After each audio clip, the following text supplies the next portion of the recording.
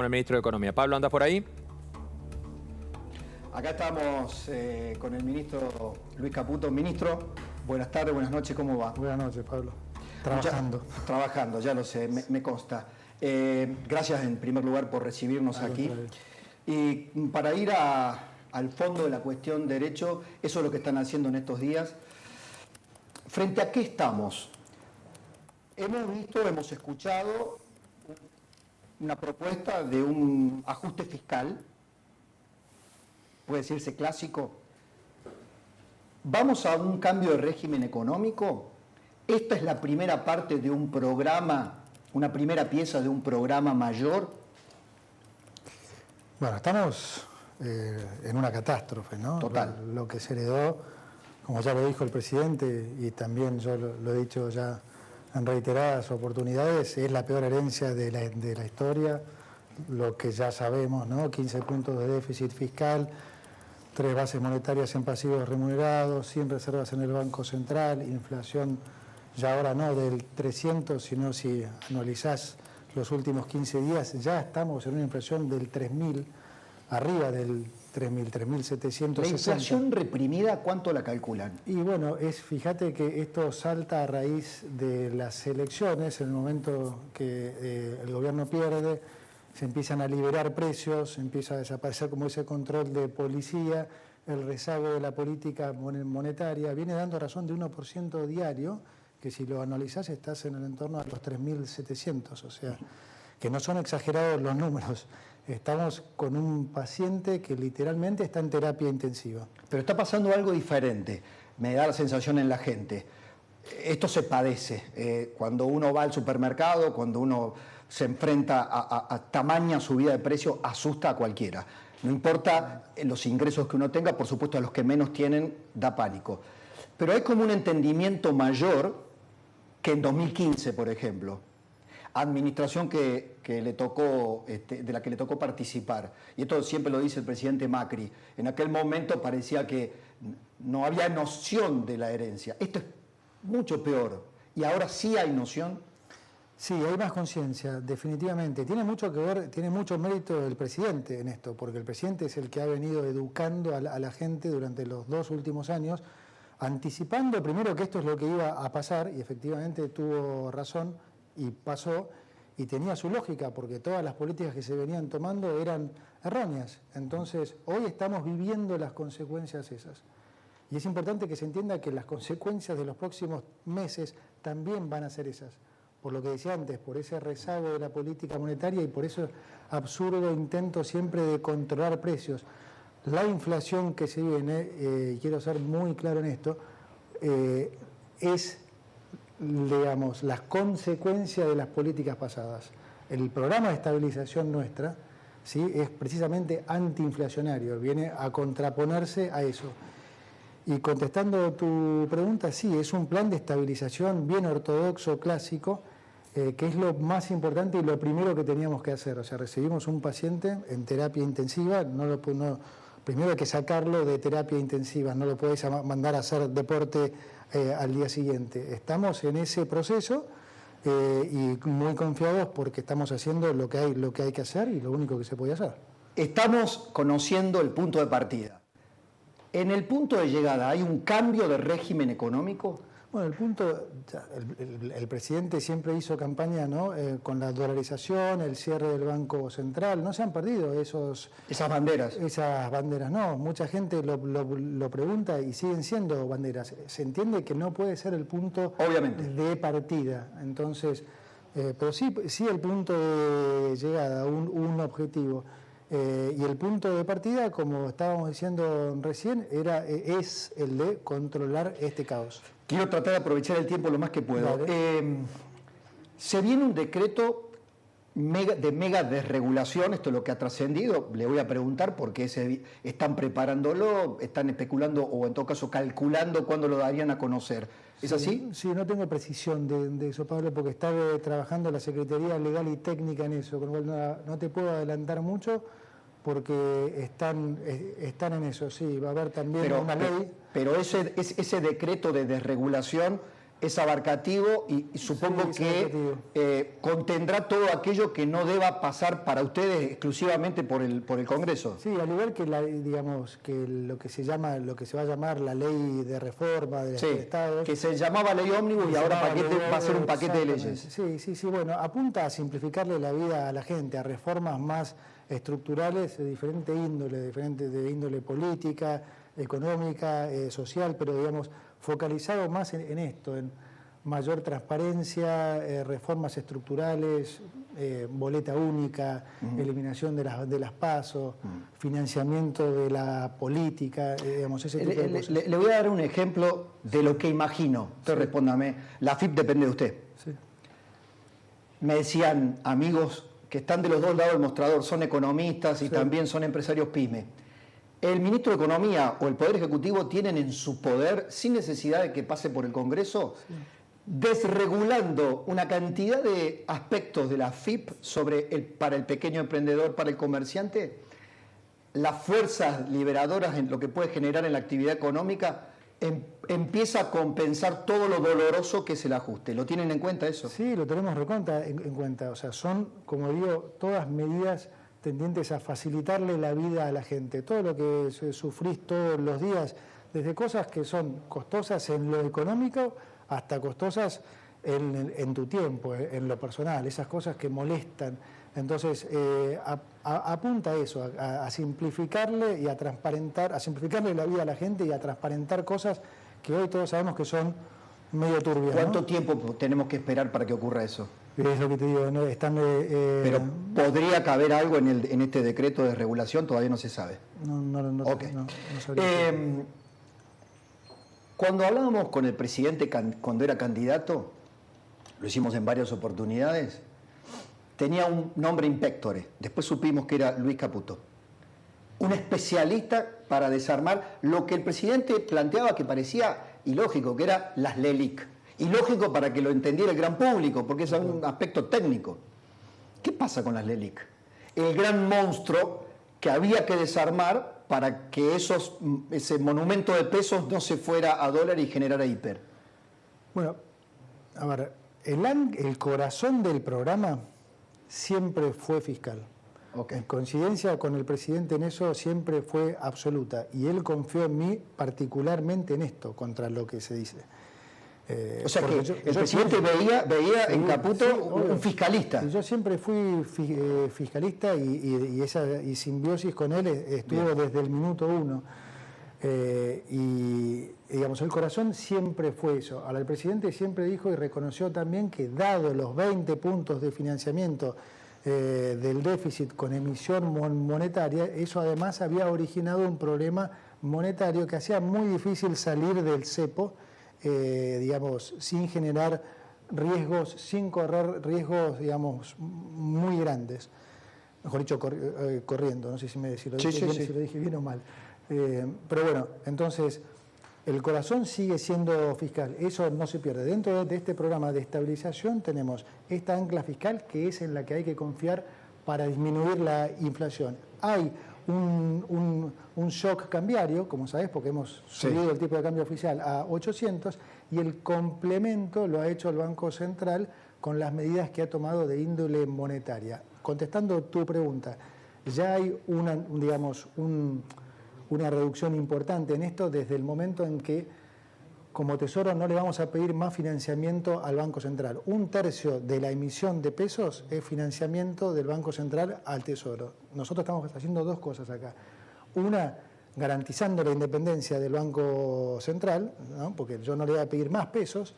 Y dos, reduciendo entonces la emisión fuertemente. ¿Cómo va a ser para que las LELIC o los pases, que ha sido el otro instrumento financiero, se queden en pesos a tasas negativas y no vayan al contado con liquidación? Bueno, el esquema que hemos armado, por eso digo, es un esquema muy complementario dentro de lo fiscal, cambiario y monetario, muy complementario. Y por eso, fíjate que la reacción del mercado ha sido muy buena, porque el shock cambiario nos ha permitido reducir el ritmo de ajuste del tipo de cambio oficial, lo que se llama crawling, al 2%, de manera que la tasa en pesos va a quedar muy por arriba del crawling y eso va a fomentar la liquidación de exportaciones, de manera que el Banco Central vuelva a reconstruir reservas, pero también seguramente va a ser ex post negativo esa tasa en términos reales, lo que también va a ayudar a descomprimir las LELIQs. Y adicionalmente, también estamos en un esquema digamos, de solucionar la deuda comercial. Te adelanto. Y a propósito, dale. Explíquele a la gente, hoy salió muy fuerte el kirchnerismo, la oposición al actual gobierno a decir que estaban estatizando la deuda comercial. No, chicanas políticas baratas. Explique a la gente por qué no. Lo explico, porque es deuda, porque digamos, es dólares que ya habían sido aprobados para que el central se los diera a los importadores, y cuando los importadores se los fueron a pedir, el Banco Central no los tenía y no se los pudo dar. Entonces es obvio que le debe esos dólares. Ahora, también es obvio que esos dólares no están, porque no nos han dejado un dólar en el Banco Central. Entonces, lo que nosotros podemos hacer es lo que vamos a hacer, que es ofrecerle un menú de alternativas a esos importadores que lo entienden perfectamente, de manera de postergar esa... Un bono futuro, un bono a futuro. Sí, exactamente. Y eso a su vez va a descomprimir dos cosas. Va a permitir también reducir este overhang monetario, como se dice, las famosas LELIQs, y a su vez, no me quiero poner muy pesado en esto, hace las veces de estabilizador del tipo de cambio libre. Con lo tanto, es una combinación, es una trifecta muy potente. No quiero, sé que aparte es el Messi de la finanza, algunos me decían, es Luis Caputo. Bueno. Desafortunado como comentario, pero bueno. Pero bueno, se dijo así alguna vez. Bueno, pero le quiero preguntar este punto en particular.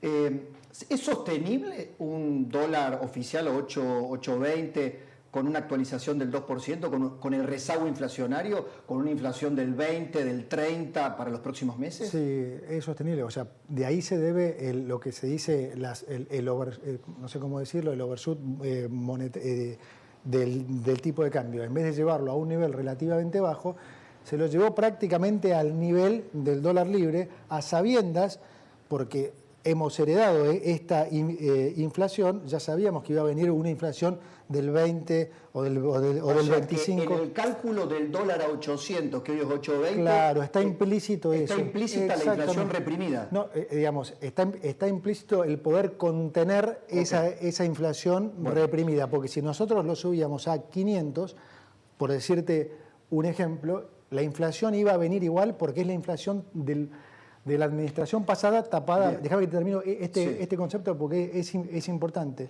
Si lo hubiéramos llevado a un nivel de 500, con la inflación que ya sabíamos que venía, entonces el mercado y la gente enseguida iban a estar pronosticando que iba a haber una nueva devaluación, porque iban a decir 500 con inflación del 25 en 30, en cambio el 800 se lo aguanta. Se lo pregunto finalmente, para que cerremos este capítulo, quiero hablar de los jubilados, quiero hablar de los salarios en general. Me estaba diciendo que no va a haber una nueva devaluación de esta magnitud en el corto plazo. No, de ninguna manera. Plazo. No, de ninguna manera. No. ¿Qué pasa con los jubilados? Escuché las declaraciones que hizo ayer a otros colegas que van a eliminar la actual fórmula de actualización para actualizar por decreto. ¿Eso lo hacen para mejorar a los jubilados o para manejar la licuación que se necesita por el volumen que representa el sistema previsional? No, para mejorar a los jubilados, no tengas ninguna duda. O sea, pensá que hoy los jubilados ya están en una jubilación de la mínima de 105.000 pesos. Con lo que vos ya sabés, que la inflación que se viene, y a sabiendas que los jubilados reciben, o sea, se les incrementa esos haberes en función de los 12 meses anteriores, una cuenta simple, los jubilados iban a perder en términos reales, o sea, en términos de poder adquisitivo, todavía 25 a 40% más. Es una fórmula realmente malísima. ¿Los jubilados cuánto perdieron hoy? ¿Cuántos calculan que han perdido hoy con la fórmula actual? Y con la fórmula actual han perdido en términos reales y casi algo así como 23%. Entonces, imagínate que siguieran perdiendo durante los próximos 4 meses producto de esa fórmula. Entonces, la fórmula, te insisto, no le sirve a nadie, porque cuando la inflación sube no le sirve a los jubilados porque los atrasa cada vez más. Cuando la inflación baja no le sirve a la gente porque acumula déficit. Es una fórmula que fíjate que todo el tiempo han tenido que compensarla con bonos y demás. Bueno, saquémosla. Si no le sirve a nadie. Mi madre jubilada de la mínima, ¿qué estaba preguntando hoy por los bonos? ¿Qué se le dice para ahora este fin de año, 2 o 3 meses siguientes? ¿Qué va a pasar con el jubilado? Al sacar la fórmula va a cobrar más que si hubiéramos dejado la fórmula, sin duda. Pero lo van a compensar con bonos. Y no va a ser necesario bono, porque al no haber fórmula va a ser un pago directo y va a ser claramente más de lo que hubiera cobrado con esa fórmula, que es digamos que era un crimen. ¿A partir de cuándo lo van a implementar a eso? De cuando se apruebe la ley. Cuando se apruebe. ¿Lo van a hacer por ley o por decreto? Por ley entiendo que está. Bien. Los salarios. A ver, la política salarial. ¿Qué instrumentos de contención se pueden imaginar para un primer trimestre que podemos tener una inflación del 70%?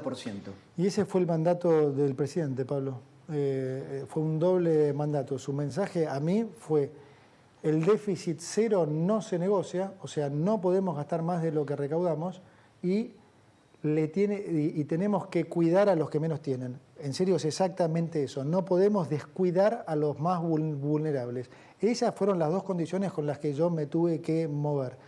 Por eso, digamos, implementamos un plan creíble, sobre todo creíble, lo que no era fácil, de déficit cero, pero a su vez estamos dando contención y fuerte en la parte, o sea, estamos duplicando en un contexto de, como sabés... Eso es para los que menos tienen, es cierto. Sí. Pero pensando en un abanico más amplio, sí. Por ejemplo, ¿por qué dar marcha atrás a la reforma de ganancias que benefició a sectores de clase media que verdaderamente sintieron un alivio frente al desastre que venían sufriendo? Bueno, es todo un tema de equilibrio general, ¿no? O sea, mi objetivo, Pablo, por lo que me juzguen, es que si el año que viene a esta hora hacemos la misma entrevista, vos puedas decirme que hoy, digamos, que dentro de un año podés consumir más cosas. Estamos en una especie de ilusión monetaria y en lo que nosotros llamamos una carrera nominal, donde la tasa le quiere ganar al dólar y el dólar le quiere ganar a la inflación y la inflación a la tasa.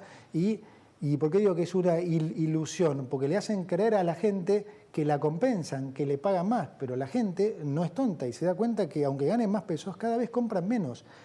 Lo que yo tengo que lograr no es que vos ganes más pesos, es que puedas comprar más bienes. Y a eso es lo que me voy a abocar. Para lograr eso, ¿sí?, es que tomamos estas medidas, justamente. No creo que sea de agrado del presidente después que votó la reforma de ganancias, porque su filosofía es no aumentar impuestos. No creo que sea del agrado del presidente ni de usted. Me decían, bueno, esto es presión de los gobernadores que piden que se restituya el impuesto a las ganancias, tal como estaba. Bueno, dijiste bien, digamos, yo tengo que ser también pragmático, de vuelta, no estoy acá repartiendo riqueza, estoy administrando escasez. Sí, así es, entonces no hay magia acá. ¿No se están quedando cortos con que el ajuste lo pague la política? Estamos transitando muchos aspectos en donde el ajuste lo paga el ciudadano en general, se está pagando y se va a pagar. ¿Y la política qué? Porque yo sé, reforma del Estado, menos ministerios, pero la gente está bastante también despierta en cuanto es maquillaje o cuestiones de fondo. No es maquillaje para nada. Mirá las líneas de lo que yo he pasado. 60% de la reducción de gasto es directamente atribuible, si querés, a la política. Yo te diría más, yo te diría 80%, porque para mí los subsidios son también atribuibles a la política, porque no son subsidios, son, como yo digo, falsos subsidios, porque es plata que se usa para hacer política.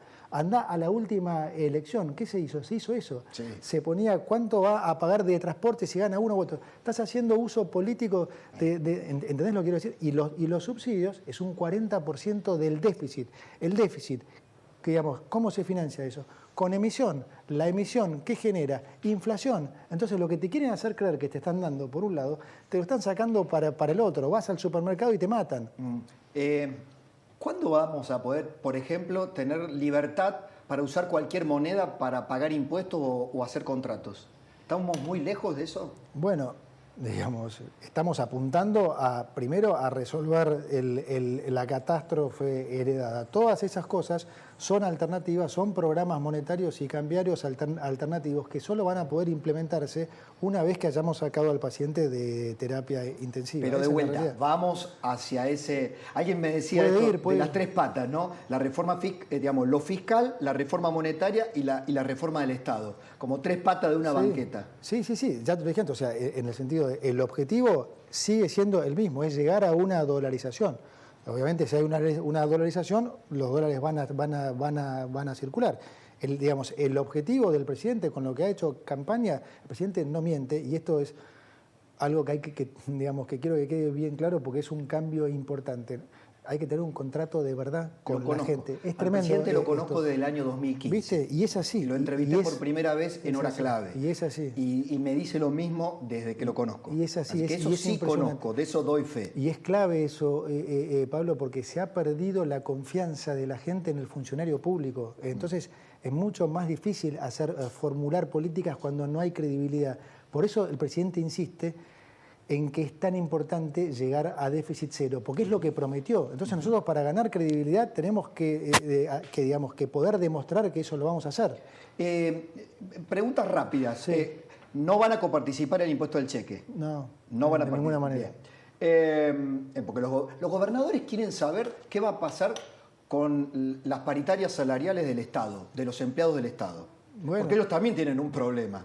Pues, yo escuchaba de algunos gobernadores, ¿no? Están muy bien, están resolviendo la cuestión del gobierno nacional, porque los impuestos que están subiendo o están imponiendo son no coparticipables. Exactamente.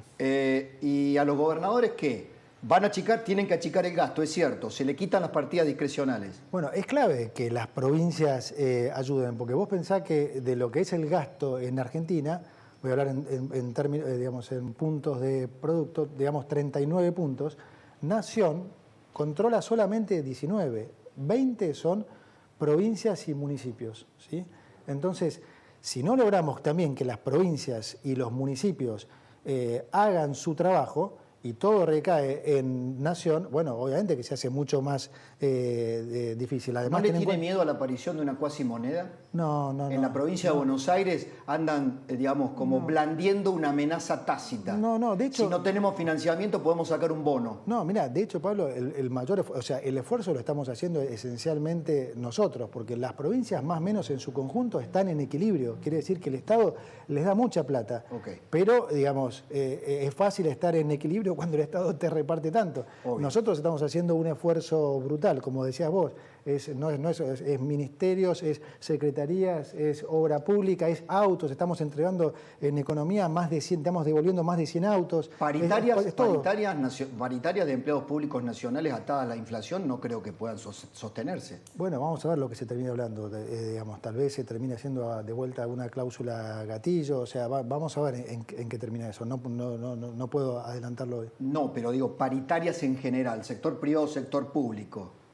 Y se está trabajando en eso, ya se está trabajando en algunas, como la bancaria, justamente acaban de pasarme el número, y bueno, vamos a ver cómo se termina definiendo. Es muy difícil, es una negociación, como toda negociación va a ser dura, pero bueno, como te digo, o sea, al final se va a llegar a una solución. ¿Qué va a pasar con los regímenes impositivos especiales como el de Tierra del Fuego, por ejemplo, textiles?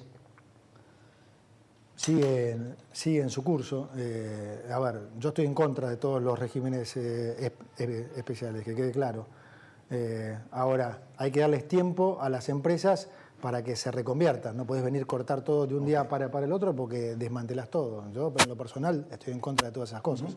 A ver, algunas preguntas sobre dónde saca la plata. ¿Es posible vender acciones de empresas privadas que tiene el Fondo de Garantía Sustentable? No está hoy en carpeta eso. No está en carpeta. No.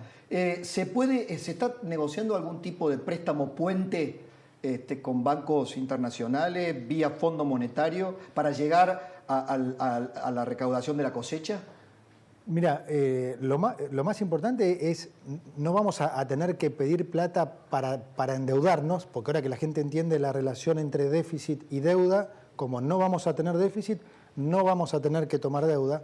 Las cosas que se está hablando, las está hablando en general el Banco Central, y es para reconstruir reservas. No es para tomar deuda así, sino, sabés que le damos reservas negativas de menos 12.000 millones, una hoja de balance demasiado deteriorada. Echen el interés del Banco Central, sobre todo por los próximos 3 meses, mostrar que puede reconstituir reservas. Blanqueo. Sí.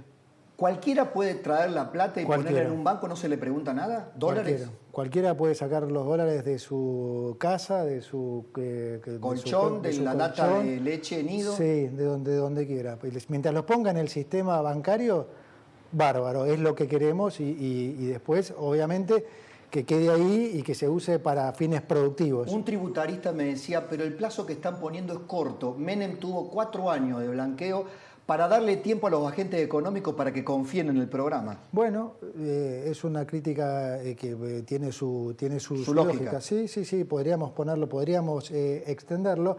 La idea de darlo por un plazo corto es que no se especule. Okay. Entonces, decir, mira, la oportunidad está, y un poco el invitar a la gente no solo a, digamos, con su voto, sino con su participación. Se han cumplido 3 hitos importantísimos. Un presidente que ha dicho la verdad, sí, gente que lo entendió, sí, gente que lo votó, nosotros que estamos llevando a cabo ese plan, y ahora falta que logremos convencer, sí, a la gente que nos acompañe.